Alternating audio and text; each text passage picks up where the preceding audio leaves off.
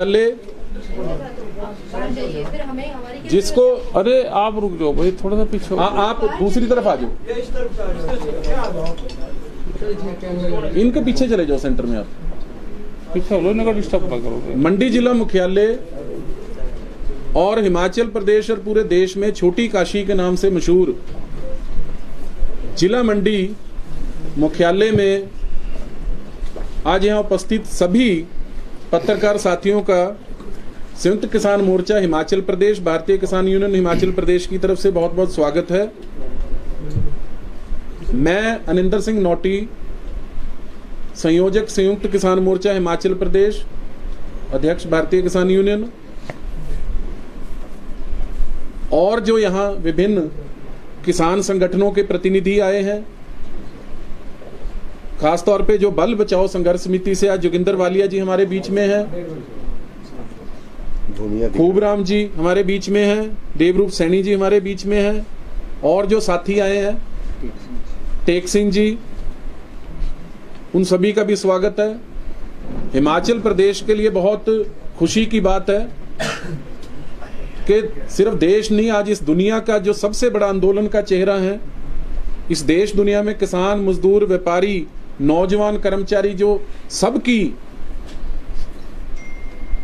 बुलंद आवाज माननीय चौधरी राकेश टिकैत जी हिमाचल प्रदेश के दौरे पे हैं। हमारी सभी स्थानीय टीम्स की तरफ से इनका बहुत बहुत धन्यवाद है कि इन्होंने हिमाचल प्रदेश को इतना लंबा समय दिया। जब किसान आंदोलन भी चलता था उस समय चौधरी साहब के साथ विभिन्न चर्चाओं के दौरान ये बात उठती थी कि चौधरी साहब की एक इच्छा थी कि वो हिमाचल प्रदेश के दूर सुदूर लाहौल स्पीति, किन्नौर जैसे जो शीत मरुस्थल के क्षेत्र हैं, वहां के भी जाके किसानों की फर्स्ट हैंड नॉलेज के रूप में जानना चाहते थे कि वहां के भी किसानों की क्या प्रॉब्लम्स हैं। हिमाचल प्रदेश में बहुत एग्रो क्लाइमेटिक, बिल्कुल पंजाब की तरह प्लेन भी है, शिवालिक की पहाड़ियां हैं, लोअर हिमालयाज हैं, मिड हिमालय है, हायर रीचीज हैं, कोल्ड डेजर्ट्स हैं। हर जिले की अलग फसलें हैं, किसानों की अलग बोली है, अलग परिधान है। Himachal is a very diverse state, और ऐसी डाइवर्स स्टेट को समझने के लिए एक समय की भी जरूरत थी जो टिकैत साहब ने इस दौरे में दिया है। हालांकि हिमाचल प्रदेश में पहले भी टिकैत साहब का और उनसे पहले बाबा महेंद्र सिंह टिकैत जी का आना जाना रहा है। इस दौरे के दौरान पौंटा साहब से इस दौरे की शुरुआत हुई। पौंटा साहब गुरु की नगरी में सबसे पहले 21 तारीख मंगलवार को टिकैत साहब का आगमन हुआ। वहां किसानों से भेंट के बाद उसी दिन नालागढ़ में दूसरे चरण में नालागढ़ जिला सोलन की किसानों की मीटिंग हुई। पिछले कल ऊना जिला के सनौली मजारा में वहां के जिला ऊना के किसानों से टिकैत साहब मिले, बारीकी से उनकी समस्याओं को समझने की कोशिश की। पिछले कल ही दोपहर में शिरोमणि गुरुद्वारा प्रबंधक कमेटी द्वारा तख्त श्री केशगढ़ साहब अनंतपुर साहब में टिकैत साहब का लिए इनके आगामी योजनाओं के लिए, संघर्ष के लिए, आंदोलन के लिए अरदास की गई, उसमें हम शामिल हुए। और फिर हिमाचल में दोबारा बिलासपुर जिला मुख्यालय में वहां भी जो कुछ 4 लेन प्रभावित हैं या जो किसान जिनकी बहुमूल्य जमीनें जा रही हैं या जो किसान प्रतिनिधि है वो टिकैत साहब से मिले, पत्रकार वार्ता हुई। और आज हम हिमाचल प्रदेश का जो दिल है जिला मंडी छोटी काशी में आप सभी के सामने उपस्थित हैं। इस दौरे के अगली कड़ी में कल कुल्लू में विभिन्न संगठनों से टिकैत साहब मिलेंगे और इसका जो समापन है वो लाहौल स्पीति में और उदयपुर में वहां के किसानों के बीच में होगा। और इस दौरान हमें पत्रकार साथियों का बहुत अच्छा फीडबैक, सहयोग लोकतंत्र के चौथे स्तंभ का मिला है आंदोलन से लेकर आज तक। और हिमाचल के इस दौरे में आपका एक अभूतपूर्ण सहयोग हमें मिला है। और समाज का, किसानों की जो भी समस्या है उसकी फर्स्ट हैंड नॉलेज पत्रकारों से अधिक किसी को नहीं हो सकती, हम ये मान के चलते हैं। आप लोग समाज का आईना है, आप लोगों के पास एक फर्स्ट हैंड नॉलेज हर क्षेत्र की होती है। हम हमेशा चाहते हैं कि वो जो फीडबैक है, आपकी भी जो गाइडेंस है, वो संयुक्त किसान मोर्चा, भारतीय किसान यूनियन और बाकी किसान संगठनों को मिलती रहे। आपके पन्नों पे जो किसानों की पीड़ा है, जो किसानों की समस्या है, वो छपती रहे। अब इसी के साथ ही मैं आपके और टिकैत साहब की इस वार्तालाप के बीच में खुद को विराम देते हुए ये बोल देंगे 1 मिनट 2 मिनट के लिए अब जोगिंदर वालिया जी भी अपनी बात रखेंगे। मैं जोगिंदर वालिया जी को भी आज की पत्रकार वार्ता में मैं आदरणीय राकेश टिकैत जी का बहुत स्वागत करता हूं, उनका तहे दिल से, और तमाम जितने दूसरे संगठन हैं, क्योंकि संयुक्त किसान मोर्चा जो पूरे देश में जो किसान इकट्ठा हुआ है, जो कम से कम 450 जन संगठन जो पूरे देश के किसान आंदोलित थे, जिन्होंने एक ऐतिहासिक जीत हासिल की है, उसके उपरांत जो यहाँ पे भी हिमाचल प्रदेश में भी मुद्दे हैं, जिन मुद्दों को लेकर जो है किसान इकट्ठे हुए हैं, खासकर भूमि के इशू को लेकर, क्योंकि किसान और भूमि का रिश्ता जो है उसका जिंदा रिश्ता है। और 2-3 मसले हैं जिनके ऊपर मैं बात रखना चाहता हूँ, जो टिकैत साहब भी मेरे ख्याल में इस पर बात रखेंगे, इन्होंने कल भी बात रखी है। सिर्फ इतना कर रिमाइंड करते हैं कि आप लोगों का सहयोग इसके ऊपर मिलता रहा है, आप लोगों ने ग्राउंड जीरो रिपोर्टिंग की है, हर जगह पे गांव के लोगों के साथ मिलकर बात की है।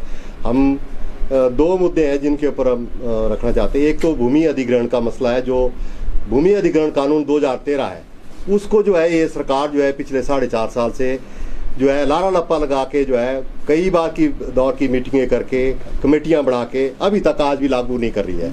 उसमें जो है, जबकि अन्य राज्य जो है, टिकैत साहब, उत्तराखंड जैसा राज्य और झारखंड जैसा राज्य, बिहार जैसा राज्य 4 गुना मुआवजा दे रहा है। 2013 कानून बड़ी जद्दोजहद के साथ किसानों की जत्थेबंदियों ने जो है वो लड़ा है उस मुद्दे को, लेकिन ये जो हिमाचल सरकार है अकेली, वो 2013 कानून लागू नहीं करी जिसमें 4 गुना मुआवजे की बात कही गई है।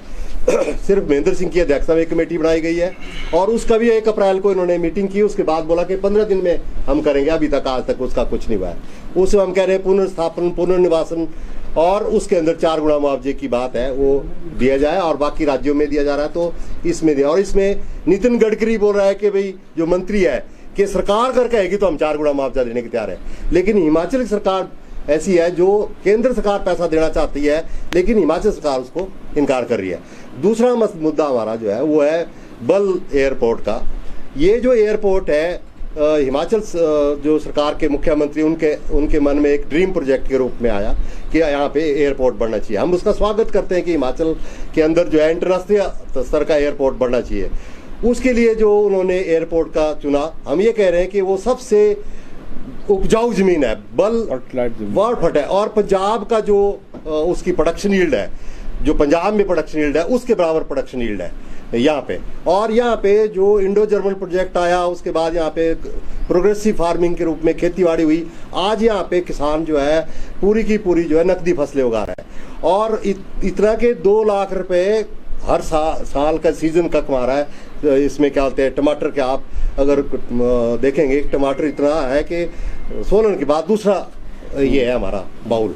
तो हम कह रहे हैं कि इसको इस जगह के बजाय गैर उपजाऊ पे बढ़ाओ। हमारे पास जमीन है, पहाड़ है, यहाँ आप किसी पहाड़ को काट के जो है उसमें बनाया जा सकता है, और हम मांग करते हैं। और ये जो हमारे इसके क्या कहते हैं, यहाँ पे है 4.5 साल से कई लगातार संघर्ष हुए हैं, लगातार जत्थेबंदियाँ हुई हैं, ह्यूमन चेन बनी है, बहुत से प्रोटेस्ट हुए हैं, लेकिन ये सरकार सुन नहीं रही है। मतलब जैसे हमारा जो मूवमेंट था किसानों का, उसमें वो बात नहीं कर रही थी, वो वैसा ही हाल थी यहाँ पे कि वो एक तरफा फैसला करना चाहती है। तो हम ये कहते हैं कि ये कहना चाहते हैं, टिकैत साहब से भी कहना चाहते हैं कि हमारी जो ये देश के अंदर जो जत्थेबंदियाँ हैं, उस जत्थेबंदी के साथ मिलके अगर ये सरकार नहीं करती है तो हम संयुक्त किसान मोर्चे के साथ मिलके, अन्य जो किसान संगठनों के साथ मिलके एक लंबा संघर्ष करने के लिए तैयार हैं। चाहे वो भूमि अधिग्रहण का मामला है, चाहे वो एयरपोर्ट का जो यहाँ से दूसरी जगह बदलने का मसला है। धन्यवाद। हमारे बीच में भारतीय किसान यूनियन जिला मंडी के अध्यक्ष खूबराम जी हैं, वो भी 1 मिनट के लिए आपको हो गए बुरारी जी बस हो अब सभी बोलेंगे तो हम तो ऑलरेडी 11 बजे का टाइम था, 12 बज गए। ठीक है, चलो हम ही बोल। अब आप टिकैत साहब शुरू करते हैं। आपका सभी का धन्यवाद, प्रेस का, और जो लोग भी यहाँ पे आए।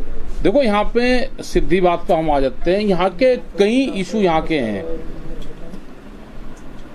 हिमाचल एक बहुत शांतिपूर्ण क्षेत्र है।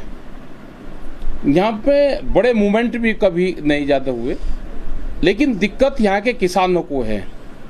आज से 30 साल पहले भी यहाँ के लोग, जो सेब का किसान था, उनकी जो यूनिट थी, जो उनके अध्यक्ष थे, वे जब चंडीगढ़ में कई जगह मीटिंग हुई तो टिकैत साहब के साथ में यहाँ के लोग जाते थे।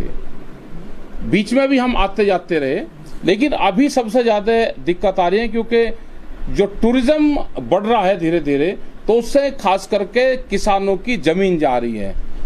अभी बहुत से हाईवे प्रोजेक्ट आ रहे हैं, बहुत से यहाँ पे डैम बन रहे हैं, उनसे बिजली की लाइनें जा रही हैं, रेलवे के प्रोजेक्ट आ रहे हैं और एयरपोर्ट के प्रोजेक्ट आ रहे हैं।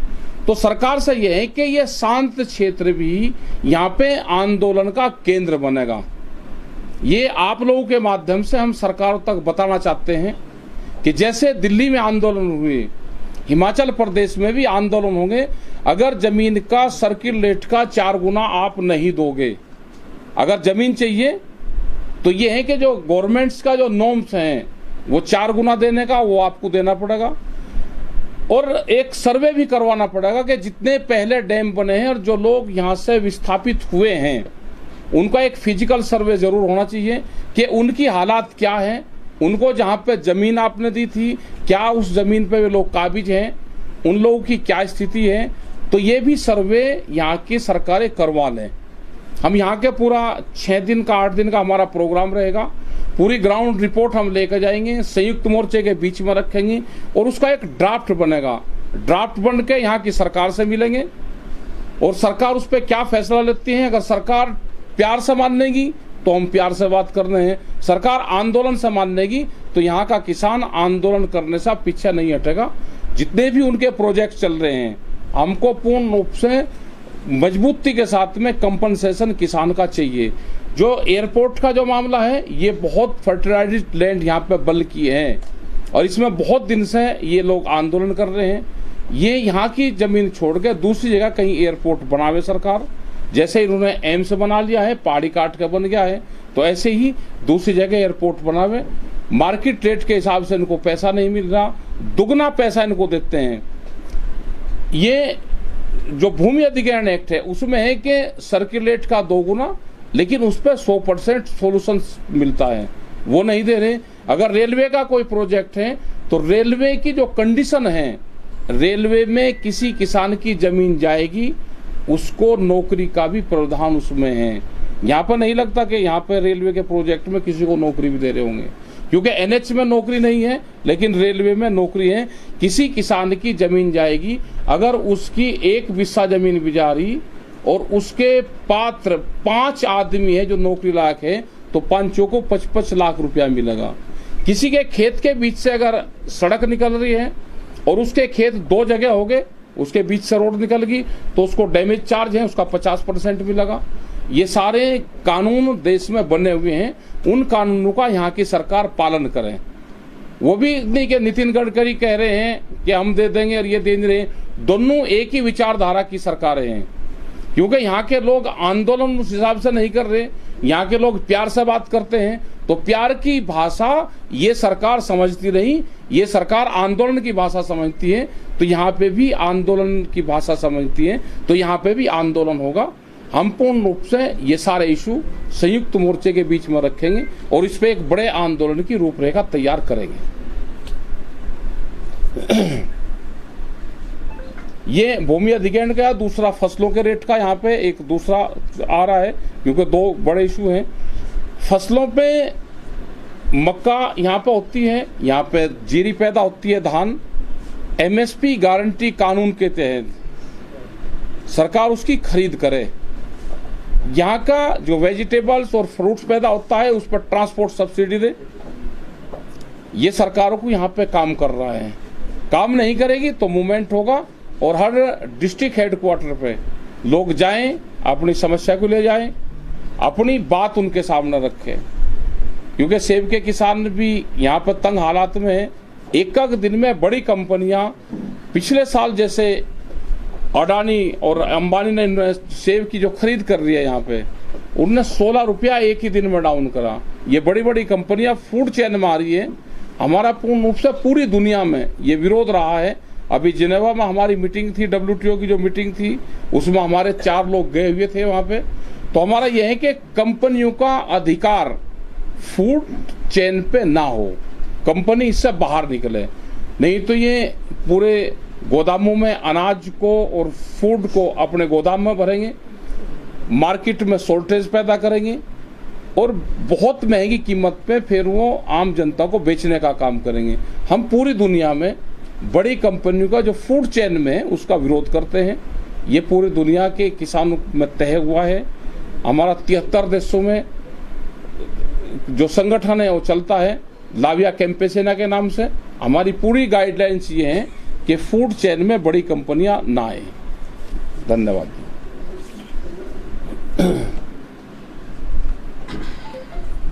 हिमाचल की समस्याएं क्या क्या देखते हैं आप किसानों की, क्या क्या समस्या? देखो, अभी जो लेटेस्ट समस्या आई, ये भूमि अधिग्रहण के बड़े इशू आए हैं। जितने डैम बन रहे हैं, डैम और भी बन रहे हैं, तो डैम की लाइनें जा रही हैं, वो किसान के खेत में जा रही। तमिलनाडु फार्मर्स का वहां पे कोर्ट का ऑर्डर है कि जहां पे लाइन जा रही है वहां पे जमीन को अधिग्रहण करें, उसी रेशो पर अधिग्रहण करें। और जहां को लाइन जाएगी, एक तो पोल गढ़ता है, एक जहां को लाइन जाती है उसके नीचे का भी पूरा जो जमीन है वो खराब होती है। आप मकान नहीं बना सकते, बड़ा पेड़ नहीं लगा सकते, वहां पे कोई कंस्ट्रक्शन नहीं कर सकते। तो जितने उसकी लाइन जाती है उसका भी वो 80% मुआवजा देंगे। ये वहाँ की गाइडलाइंस हैं। और जो यहाँ एक भूमि अधिग्रहण बचाओ जो एक आंदोलन चला है, उसको हमने पूरी गाइडलाइंस वहाँ की दी है। हमारा संगठन पूरे देश में जो इलेक्ट्रिक पोल जाते हैं उसके खिलाफ भी आंदोलन करता है, और उसमें हमने कोर्ट से भी जीत हासिल करी है। और एक पोल के लोगों ने 55 लाख रुपए भी लिए हैं।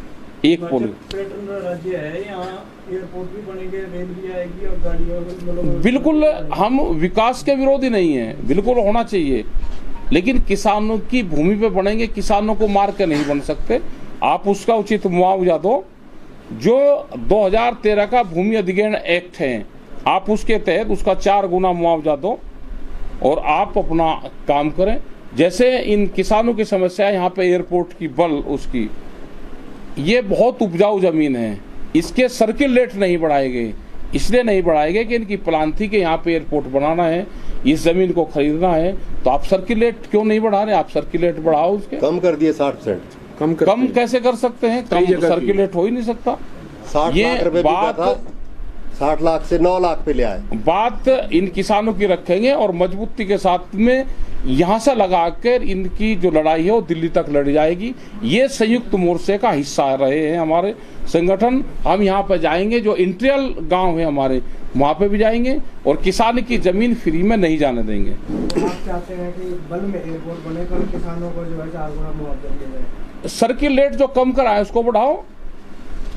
प्रिवेलिंग रेट है मार्केट का रेट इस टाइम 50 लाख रुपए बिस्वा है नेर चौक का।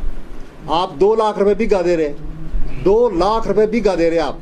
सर्कल रेट, ढाबड़ का सर्कल रेट 2 लाख रुपए बिगा है, जबकि नेर चौक रेट की बात, रेट बढ़ जाता है। नहीं रेट वालिया जी देखो, ये एयरपोर्ट वाले मामले में इनका पूर्ण रूप से ये है कि एयरपोर्ट इस जमीन पर ना बने, दूसरी जगह बने। लेकिन जो हाईवे के प्रोजेक्ट निकल रहे हैं, जो रेलवे के प्रोजेक्ट निकल रहे हैं, उस पे 4 गुना मुआवजा दे और उनके जो सर्किल रेट है वो भी बढ़े, क्योंकि सर्किल रेट ये रोक लेते हैं। और यहाँ के किसानों से हमने भी कल भी बात करी तो कहते हैं जी 2 गुना मिलेगा। पहले 60% सोल्यूशन मिलता था, आज उस पर 100% सोल्यूशन है। तो 2 गुना रेट होगा, 100% सोल्यूशन होगा तो 4 गुना वो बैठता है। लिखत पढ़त में वो 2 गुना आएगा, लेकिन सोल्यूशन मिला के वो 4 गुना बैठता है। यहाँ के किसानों को ये उलझा लेते हैं। पहले था कि जिस किसान की भूमि जाती थी, कुछ जगह ये हमने मुआवजे लिए हैं कि फिजिकल रूप से जिस किसान की जमीन गई उसी को उसका पूरा मुआवजा मिला। अब इन्होंने एक बड़ी चाल सरकार ने चली कि पूरा एक जो खसरा नंबर है वो लेते हैं। जमीन किसी एक किसान की गई और खसरा नंबर में दूसरे किसान भी है तो उनको ही मुआवजा दे देते हैं। वे करीब 70% लोग जो दूसरे होते हैं जिनकी जमीन नहीं जाती, वे मुआवजा सबसे पहले उठाते हैं। और ये फिर कहते हैं देखो जी मुआवजा किसान ने ले लिया। तो एक सरकारों की बड़ी सोची समझी चाल थी। हमने फिर भी ये कहा कि चलो सब लोगों को आप दे रहे हो, उस खसरा नंबर के किसान को दे रहे हो, लेकिन उसके सर्किल रेट बढ़ाओ और उसको 4 गुना मुआवजा दो। और मेरी सभी किसानों से भी अपील है कि आप सस्ते में कोई भी किसान अपना मुआवजा ना उठावें। इस लड़ाई में आंदोलन में साथ रहें, और अगर साथ नहीं रहेंगे तो उन किसानों को सबको नुकसान उसका होगा। कैद साहब, चुनावी वर्ष में आपका हिमाचल का दौरा, इसके क्या मायने हैं? नहीं, मायने नहीं होता। संयुक्त किसान मोर्चे का वहाँ पे आंदोलन खत्म हुआ और चुनाव तो 5 साल में आ रहे, फिर चुनाव आ जाएगा, फिर आ जाएगा आगे, फिर कहेंगे तो भाई 24 में पार्लियामेंट के चुनाव आ जाएंगे और चुनाव में है तो चुनाव में ही पैसा दे दो। इनकी क्या गारंटी है कि यही आपका आवेंगे? भाई काम करो आप, अपना बढ़िया दे दो, जनता खुश होगी। इनको जो इशू है ये 2016 से चला हुआ है। हाँ जी। तो क्या ये जो आपका संयुक्त किसान मोर्चा है आने वाले दिनों में इस आंदोलन को तेज करेगा? हाँ बिल्कुल तेज। हिमाचल में कि ऐसे साइलेंस जोन में चला रहेगा? नहीं नहीं, क्यों करेगा? ये तो यहाँ के किसान तेज करेंगे इसको। जिन किसानों की जमीन जाएगी हम उन्हीं सभी किसानों से कहेंगे कि वो आंदोलन को तेज करें। क्या उस आंदोलन को लीड बाय टिकैत साहब हम कर देंगे। हम क्या, हम भी हिंदुस्तान के यहाँ के रहने वाले हैं भाई। हम भी तो यहाँ से आए हैं। बल और बल तो हमारे परिवार से मिलता है क्षेत्र है, कहीं न कहीं बल क्षेत्र से हमारा संबंध रखा है। हम भी बालियान है, ये बल है तो कहीं न कहीं मिला हुआ है। ये तो घाटी आए, नीचे तो आए, हम भी सब ऊपर से आए, हंस उतर कर नीचे चले गए। मोदी सरकार सर 2-2 हजार रुपए किसानों को दे रही है, क्या ये आप संतुष्ट हैं उससे? ये डॉलर में दे रही या उसमें ही दे रही, इंडियन करेंसी में? राशि क्या बढ़नी चाहिए, मिलनी चाहिए? कहाँ दे रही? वो 2 महीने तो उसका प्रचार करते हैं कि देंगे, फिर दे के फिर 2 महीने तक फिर कहते हैं हमने दिए, फिर 2 महीने, मतलब साल में 6,000 रुपये कितने लोगों को दे रहे? उनकी भी कटौती कर दी। जैसे इन्होंने सब्सिडी वापसी करी है ऐसे ही 2,000 रुपये भी इन्होंने वापसी कर लिए। देदा कुछ नहीं है, कागजों में लिख रहे हैं। केंद्र सरकार ने अभी जो अग्निपथ योजना जो निकाली है उस पर कैसे सुनते हैं? हम 24 तारीख में कल का हमारा डीसी के वहाँ पे, डीएम के वहाँ पे प्रदर्शन है। हम पूर्ण रूप से देश के नौजवान के साथ में हैं और अग्निपथ योजना पूर्ण रूप से खराब योजना है। इसमें मानसिक शोषण होगा, इसमें शारीरिक शोषण होगा, इसमें आर्थिक शोषण होगा। जब बच्चे 4 साल की ट्रेनिंग करके बाहर आएंगे, जब उनको दोबारा मिलिट्री में जाना होगा तो जो वे पैसे कमा के जाएंगे और रिश्वत में जाएगा और सामाजिक, आर्थिक और शारीरिक ये शोषण उसमें आएंगे। ये उसकी बदबू आती है उससे। आपका 2 दिन बाद लाहौर जाएंगे, आपने कहा कि रिपोर्ट तैयार कर रहे हैं। हाँ जी। कब आप सरकार से मीटिंग करेंगे? उसके लिए कोई टाइम? जुलाई में। जुलाई तो नेक्स्ट कोई भी जो भी टाइम देंगे यहाँ के मुख्यमंत्री। सीएम से बात होगी या अधिकारियों से करेंगे? नहीं, हम तो मुख्यमंत्री से बात करेंगे। वो कोई कमेटी बनाएगा तो उससे बात करेंगे। यहाँ की गवर्नमेंट में जो भी वो कमेटी बनाते हैं उससे बात कर रहे हैं। साहब, एमएसपी एक बड़ा मुद्दा है, बड़ा। आप काफी लंबे समय से संघर्ष कर रहे हैं, तो क्या लगा आपको सरकार का रुझान? सरकार का रुझान ये है कि एमएसपी वो देना नहीं चाहती।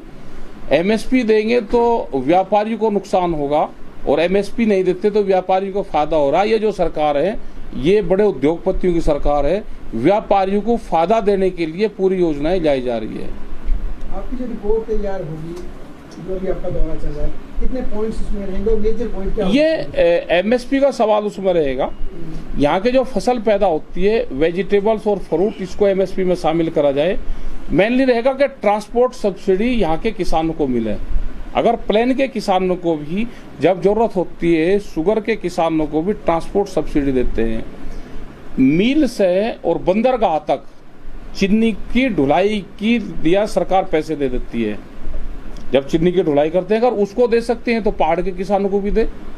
यहाँ पे टूरिज्म को बढ़ावा मिले। जो विलेज टूरिज्म पॉलिसी चल रही है इसको हम बड़े स्तर पे इसको लेकर जाएं और जो इंटीरियर हमारा हिमाचल है वहाँ तक हम टूरिज्म को बढ़ावें। उससे हमारे पास में बहुत पैसा आ सकता है। जो किसानों की जमीन जा रही है उसका सर्किल रेट का 4 गुना। ये किसानों के साथ में धोखा नहीं होगा। ना किसान सस्ते में लेगा, इनके प्रोजेक्ट रुकेंगे। यहाँ पे आंदोलन होगा।